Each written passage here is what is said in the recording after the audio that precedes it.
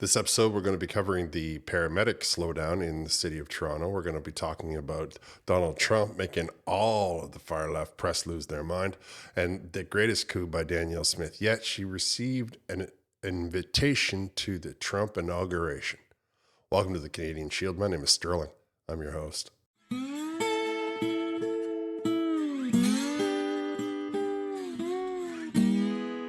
We're going to cover a couple of things. We're going to be talking about Donald Trump masterfully playing the media in Canada so that they're losing their minds. We'll talk about how Danielle Smith gets to thumb her nose at Justin Trudeau by attending the inauguration of Donald Trump, the incoming president of the United States. We're going to start, though, with something a little more serious because it's something that, as Canadians, we need to be thinking about. And it also shines a light on some of the tactics that the government goes up to. Now, I picked this story up from the CBC. Toronto paramedics are calling in sick, refusing overtime. A city memo says as union cites burnout. Now, this is important because there's another contract negotiation where, I think we can all agree, it's a pretty serious, pretty important branch of the city. You know, you got fire, you got ambulance, you got police. These are important aspects to the first responders. The chief of Toronto's paramedic service says the city is dealing with a concerning number of sick calls, more staff refusing to work overtime after paramedics voted against ratifying a new collective agreement last week. After months of collective bargaining, the city reached a tentative 4-year agreement with the Toronto Civic Engineer Union, Local 416, which represents around 6,000 city employees, including roughly 1,400 paramedics. But on the 19th of December, the paramedics, who negotiate separately, voted not to ratify that portion of the agreement that pertains to them. So what that means is that they're not going to honor the deal, right? So even though they're in a collective bargaining for the 6,000 various union members that this Local 416 represents, when the paramedics got their end of it, they realized that they were not happy with it and they have decided not to support it. And so they've gone into what, anybody else in any other time would call a work slowdown. They're calling in sick and they're not accepting overtime. And I think that this is kind of something to think about when they say that they're not accepting overtime. Under the current agreement, the people have the right to mandate overtime, which in my head is ridiculous. There are rules for the 40-hour work week.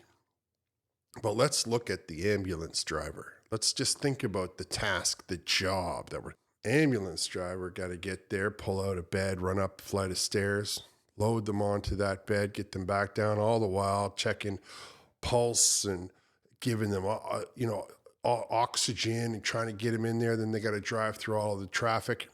What I'm saying to you is that not that the tension and the pressure of being a firefighter or a police officer is something to shake a stick at. It certainly isn't.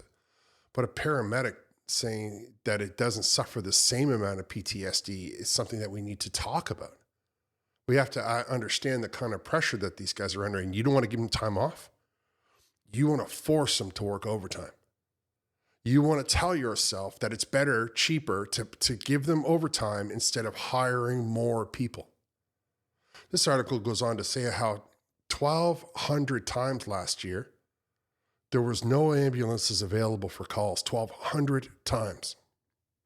Now break that down over 365 days, and you're coming in rated around 4 times a day. That's a lot of people who are like, what do you mean there's no ambulance to come and save me? It seems that the city doesn't want to hire more people. And this is where we have the real issue. Now we're talking about more cuts, right? The city has no problem charging you $1 million to build a building, but they don't want to spend it on paramedics. You want me to believe that it's more important for them to be worried about whether or not the mayor can go down and dance in Caravana than it is to ensure that they have ambulances and people to staff them on a regular basis. I mean, when we get inside the hospital, they care about that. Nurses have the right to have days off. They have the right to refuse working past a certain amount of time. Now, I don't know what doctors go through with the shortages that we have in this country, so I won't speak to that. But I'm aware of this with the nurses, that they have the right to say, no, I'm good, I'm burnt right out. Now, why in your mind is a paramedic any different than a nurse? Like, I get that perhaps the training is different, but the tension of the job is what I'm talking about. Now, I'm not trying to diminish or enhance anybody's task in that. What I'm saying to you is that the pressure that a nurse feels has got to be really equal to what the pressure that a paramedic feels. So why would we not be caring about that? And why are they in the union, not with the hospital union, is something that staggers my mind. Is this privatized ambulance calls? Is that what it is? Do they come out like a cab, pick you up and drop you off at the closest hospital they can find? Maybe there's something to look at there. Maybe we should stop letting people try to turn ambulances into for-profit enterprises. Because that's what happens. They say, oh, we got this much money in our budget, so if we only hire this much people, we're going to make a little bit of money. But I don't believe that we should have that kind of attachment to an ambulance. I mean, it is better to have them sit there and never have too many of them than to not have enough of them. Of course, this is just my opinion, and this seems like a top-down problem. And so we need to be looking back at who's looking after these things, and we need to tell ourselves that if the guy driving the machine is telling you that he's too burnt out to come in to do the job, this what can be only considered to be a very important job, literally lives hanging in the balance, I think it's time that we sort of listen to them instead of dismissing them, instead of telling ourselves, don't worry about it, we'll get you next time. I mean, isn't this the same situation that's been going on with the unions all over this country? Is this far left government is so bad at balancing money that they just don't want to give money to the police? They don't want to give money to the ambulances as well? How long until they decide they're not going to pay the bus drivers? How long until they decide that there's just no money to go? And these services, we end up people coming in on the backs of bicycles like you see in some of these videos you watch online. This is a serious problem. And all the more reason that you have to remember that no matter who you vote for, no matter who you elect, they have to know how to balance a budget. They have to know how to prioritize what matters. And giving themselves raises is not a priority. Making certain there's enough staff on hand. It's better to have twice as much staff and only give them 20 hours a week than it is to have half as much staff and giving them 50, because they're burnt. They're under a lot of pressure. They're under a lot of, imagine maybe some of them feel bad if it goes wrong the wrong way. Maybe they feel good. I don't speak to how but I know that they're saying out loud, we're burnt out. And rather than do something about that, rather than address that problem, the city thought that they would hide their contract inside of another contract. Seems a little bit sketchy, if you want my opinion. Now we'll move on to something a little more lighthearted. This Trump. So now Trump's son is taking a run at Canada too. I guess they did a post with a fake Amazon account where Trump was going to buy Canada and Greenland and the Panama Canal.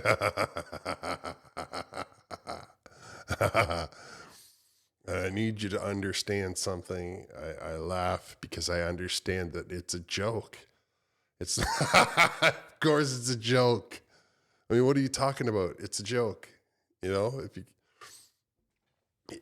Listen, if you want to sit down with Donald Trump and sell him a piece of land or buy a piece of his property or tell him there's a problem with one of his properties or something to that effect, I assure you, he will be as serious gets. There won't be any jokes. There will be none of that stuff. However, he does have a social media platform. He has until January 20th to say these things without causing any diplomatic backlash. And people are losing their minds. I picked this one up from the National Post because everybody else is losing it. You know what I mean? Canada in Trump's fake Amazon shopping cart as trolling continues by Team Trump. Canada shows us only one left, order now, and the delivery date is set to December 29th in the doctored image posted on X by Eric Trump. You could see it there. It's that's funny. That is funny. And you have to put your head around what it actually is. I mean, everybody talks about Donald Trump, the businessman. Everybody talks about Donald Trump, the president. But nobody seems to want to be remembering that for a long time, Donald Trump was on TV. People don't want to understand that this is just a personality and that the jokes that are coming out are making people laugh somewhere. Why are we going to get all upset about it for? It's never going to happen. It's not something that we should be taking seriously. And so let them, every time, this is the part that makes me laugh, is I bet you the numbers, the enrollment numbers for Truth Social have gone through the roof. Because every time you post one of these, somebody somewhere is going to sign in into Truth Social and see exactly what he said. So he posts this. Next thing you know, Justin Trudeau's got an account with Truth Social, and everybody's making, and he's making even more money. Meanwhile, this is just bluster. It's just talk. It's a joke. It's entertainment. He's trying to get people engaged in his platform. He's trying to get people engaged with him. Now, he can't do this clearly as a sitting president of the United States, but as the incoming president, he's allowed to say these things because there's absolutely no political proof to it. So I think that we all need to calm down a little bit, laugh as hard as it's supposed to make you, because it's designed to make you laugh. It's designed to make you put Donald Trump's social media on your telephone. It's designed to generate clicks. Some of the media out there, the corporate media, man, they are just freaking out. And for that, I applaud him. I think to myself, yes, it's about time the fire left melted down over something so that they can finally understand the ludicrousness of their position. I mean, the only one that's really going to have any issue at all is going to be Panama, because there's a real possibility that he will be doing something that's involved in the Panama Canal. But I don't know what that, like, this particular clip is not about that. Oh man, but it's funny. Like, if you see it for what it is, you understand it's a joke. And if I was having dinner with the guy and he was talking that way, I would laugh right at him, and he would laugh too, because that's what it's intended to elicit. It's intended to be entertainment, and it's funny. It's especially funny when I think about how Trudeau must be flapping in the wind. That adds the icing to the cake, in my opinion. Yeah. Oh man. And if Donald Trump freaking getting Justin Trudeau all bent into shape is the icing on the cake, then I promise you, Danielle Smith getting an invitation to the inauguration of Donald Trump is the maple syrup on the French toast. Like, I am, oh man, that's awesome. That is just spectacular to imagine in your mind that she will be treated to the same dignities as, say, Justin Trudeau himself. If he even gets an invitation, I mean, who would invite him? Would you invite him to your party? Last time Trump and Trudeau were together at a party, Trudeau talked a lot of BS about him out the other side of his face. But it'll show you exactly who the American population or the American political system thinks is important. Alberta Premier Danielle Smith, I picked this up from the National Post. Alberta Premier Danielle Smith scores tickets to Donald Trump's inauguration. Following the inauguration, the Premier hopes to meet with energy groups, Congress people, and various officials. You figure? Oh, I would imagine they'll be standing around her in a circle all the while. You know, they'll only be quiet when Donald Trump is up, and after that, it'll just be her getting asked questions. Alberta Premier Danielle Smith has scored tickets to Donald Trump's inauguration next month. The visit comes as premiers and federal governments are engaged in major diplomatic push to stave off tariffs promised by the incoming U.S. president. On the 20th of January, Trump will be inaugurated for the second time. Last month, Smith's office said she would be attending the inauguration, although not the event herself. Rather, she would attend a party at the Canadian Embassy in Washington. So originally, she just said, well, I'm going to go to the embassy at Washington. I'll be around there because there's going to be a lot of deal makers there. Then the Trump people offered her an actual ticket to the inauguration. So they said, well, she's going to be here. Let's have a listen. I think we should hear this number before I go back to laughing at Justin Trudeau. 89% of Alberta's exports go to the United States, amounting to $156 billion worth of stuff. Around 2/3 of that is crude oil. $100 billion. You wonder why Trudeau didn't get in, or if he did get an invitation, you wonder why Danielle Smith also got an invitation. I'm surprised they didn't offer to send the private jet to pick her up. What I enjoy most about this is all the hate that the far left NDP liberals have been throwing at Danielle Smith, only to understand that Danielle Smith's position on the global stage is much, or certainly with our neighbors to the south, she has a higher, more esteem than the prime minister of the country. She has more esteem than Justin Trudeau and Chrystia Freeland put together. I think that it's important for us to acknowledge that. I believe that as Danielle Smith has been trying to talk to you about pipelines, as the Conservatives have been trying to talk to you about pipelines, about how we need a market, it seems that the almighty American government agrees with the Conservatives because they are willing to roll out at least some diplomatic niceties to Danielle Smith, a premier in Canada, not the Prime Minister, because of the economic impact that the crude oil has on both Alberta's economy and the United States economy. Now, I think that we as a country need to realize that there's not the whole world going crazy with the carbon tax. That's just lies that they try to propagate because of they control the corporate media.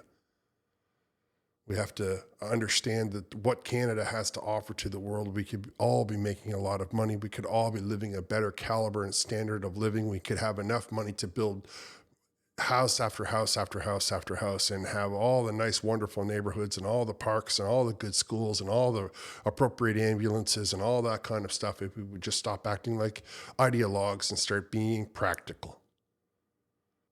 All right, I'm going to wrap here. I want to thank you for listening.